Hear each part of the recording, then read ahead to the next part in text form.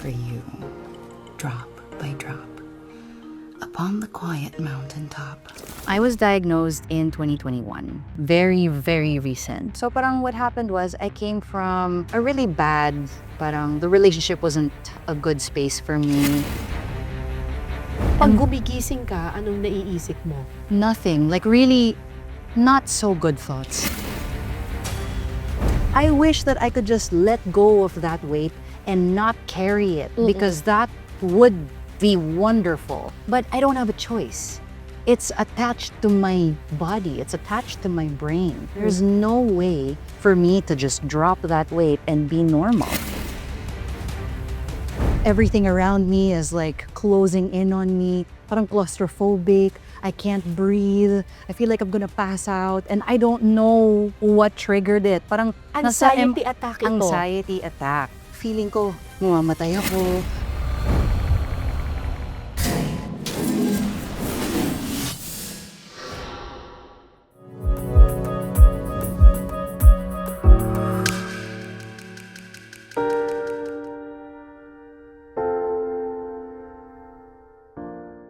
Magandang araw po mga kapuso. May aaminin ako sa inyo. Baka narinig nyo na rin po ito.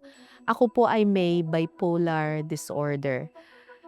Isa po itong mental health condition na sa loob ng matagal na panahon ay itinago ko po dahil natatakot akong husgahan ako ng mga tao.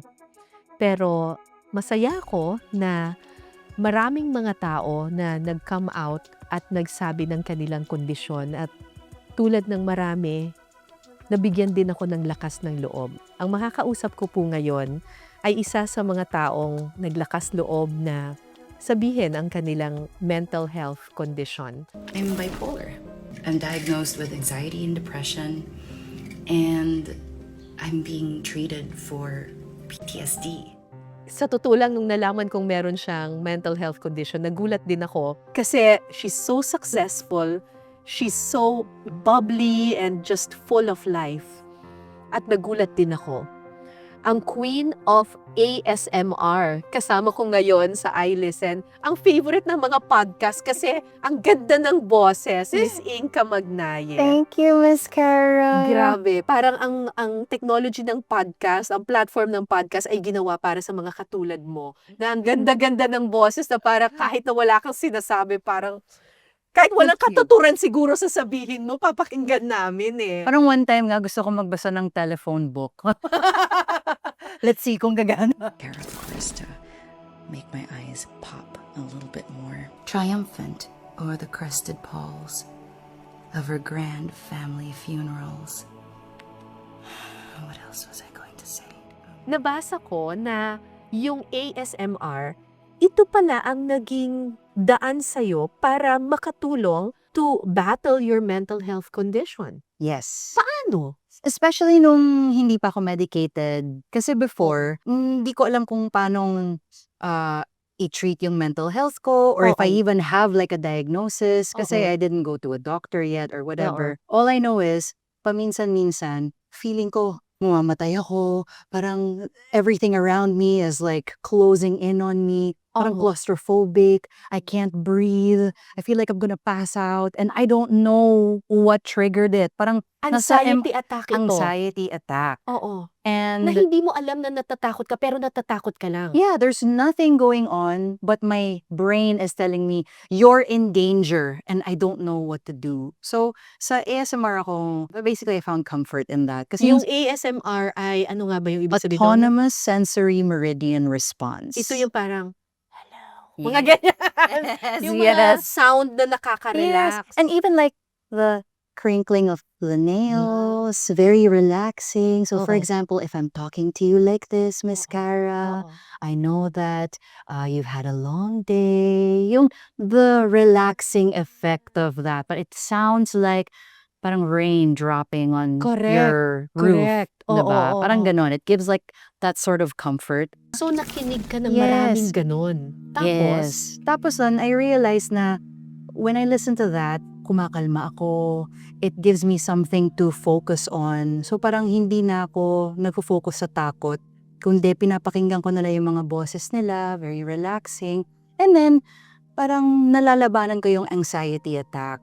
Oo. So that was why I started actively listening to ASMR before pa, parang 2010s pa. Pero hindi ka diagnosed noon. No. Kailan mo nalaman that you have this mental health condition?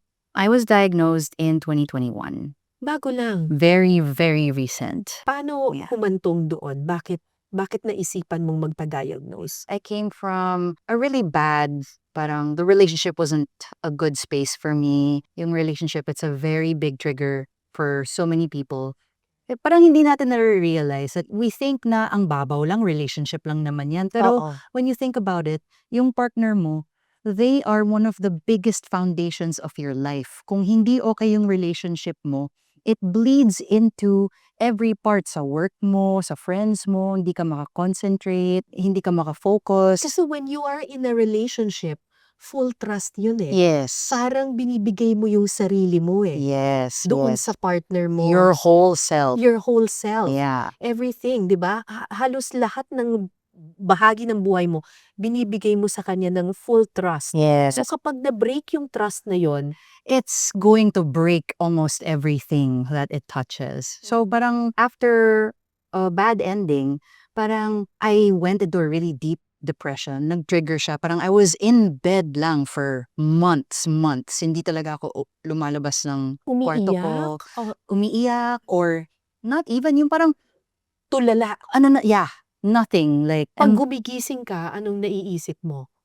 nothing. Like really not so good thoughts at all. Kasi ako Yeah. kapag, sa mga hindi po nakakaalam kung ano yung bipolar disorder, ito po yung condition kung saan meron kang episodes na masaya ka, tapos meron kang episodes bigla babagsak ka na parang depressed Yes. ka. Bagsak talaga. Bagsak talaga na Yeah. parang walang buhay. Walang buhay, Walang hindi ka buhay. makagalaw, hindi ka makakain, hindi ka makainom ng tubig, hindi ka Correct. makaligo, Correct. nothing. Correct. So yun yung tinatawag na manic depressive. Yes. Ako, kapag nandun ako sa depressive mode, pag gumigising ako sa umaga, pakiramdam ko umuulan, gloomy lahat. Yes. Parang may filter yung Parang may vision filter, mo. parang Yes. gray lahat ng kulay. Everything is gray. Tapos alam mo namang may kulay yung bahay mo, Yeah. pero Wala. gloomy siya. Yeah. Parang umulan ba? Ganon yung yung Yes. pakiramdam ko. And I know na, oh my gosh, Yeah. nasa depressive state na ako. Kasi, tapos parang ayaw mo nang bumangon. Ayaw talaga. Kasi gloomy ang lahat. And then your facial muscles, Miss Cara, you feel it also. Para Yeah. siyang bagsak, no? Oo. Yeah, I So, feel that nangyari sa'yo yun. Yes, for a very long time. Nothing at all. Kung like to the point where natakot yung mom ko na pinapacheck niya ako every almost hour if I'm okay. And then after a while, parang nawala din yun. And biglang, you know what? Sabi ko, okay na ako. Parang excited na ako. Gusto ko na lumabas. Bigla na lang. Mag-gym ako. Ganon, yeah. And I was going to the gym every day, 7 days a week at 7 a.m. Lalakad ako doon. Minsan nga sumasayaw ako papuntang gym. Because I have so much energy. Oo. Or lalakad lang sa labas, ganyan. Tapos biglang babagsak ulit. And then biglang babagsak ulit. Or aawayin ko yung mom ko. Or mag-breakdown ako. Iiyak ako. Nasa sahig ako kasi sobrang wala. The world is crashing around me and nothing is good. Ganon.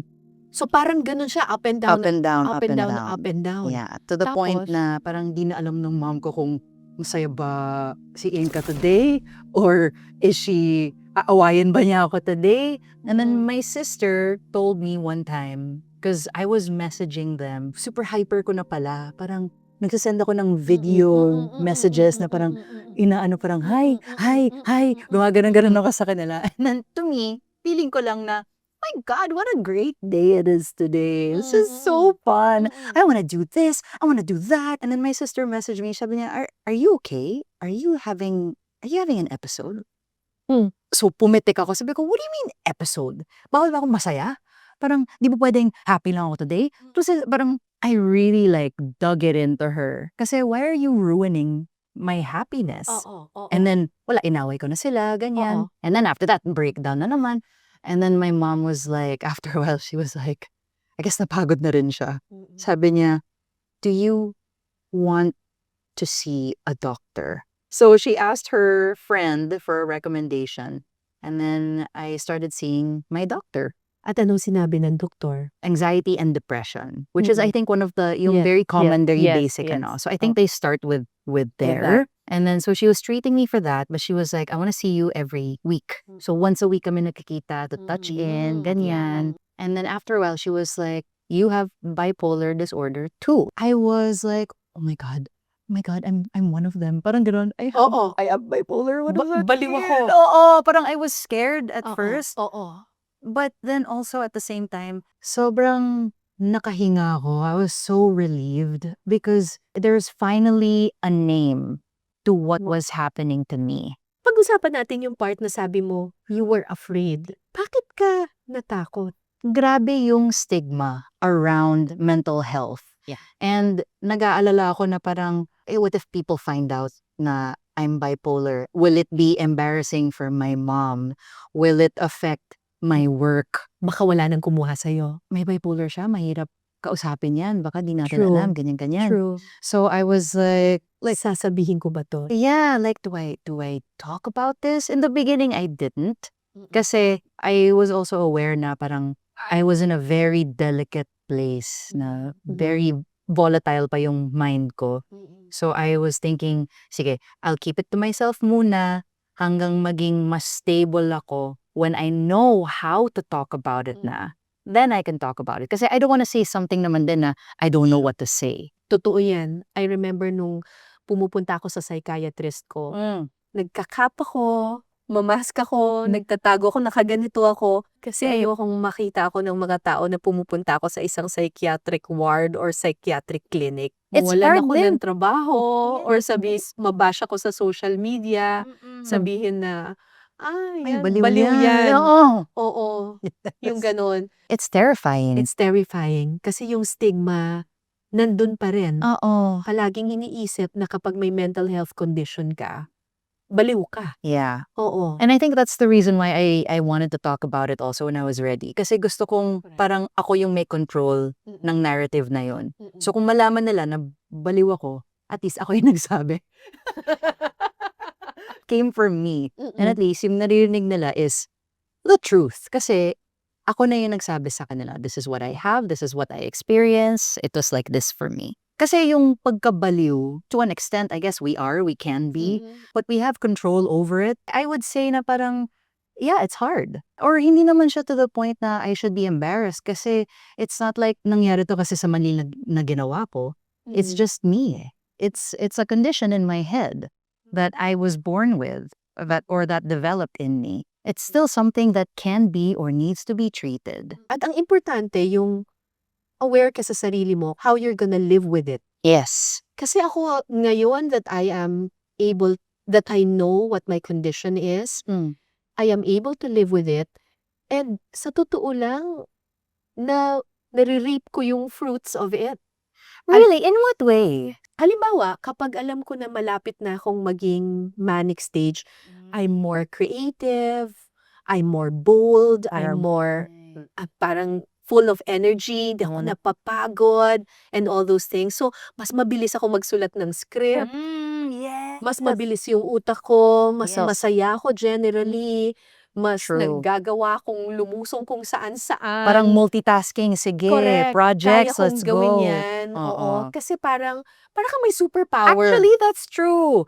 When I know that I'm like hypomanic ako, that's when I go, okay, sige, say yes to this project, say yes to this project, say yes to this project. Kasi kaya ko yan. Oo. And then, when I feel na depressive na ako, that's when I Doon go, muna ako sa okay, bahay. it's time to rest. Hindi mo na ako mag-accept ng anything. Don't call me for the Oo. week. I'll just be sleeping. Okay, manonood muna ako ng anime. Magpo-focus muna ako sa sarili ko. Gi-yoga ako, ganyan. Correct. And actually, that's when I make a lot of my videos. Because I have videos na parang I talk to the viewer saying, I know life has been hard for you. I want you to know that I understand and stuff like that. And every time I make videos like that, when I'm filming, I'm actually talking to myself and I share it because I know for sure that I'm not the only one going through struggles at any point in Correct. time. Correct. So when I share these things, apart from me trying to like make myself feel better, parang self-soothing, I want my self-soothing to also help other people.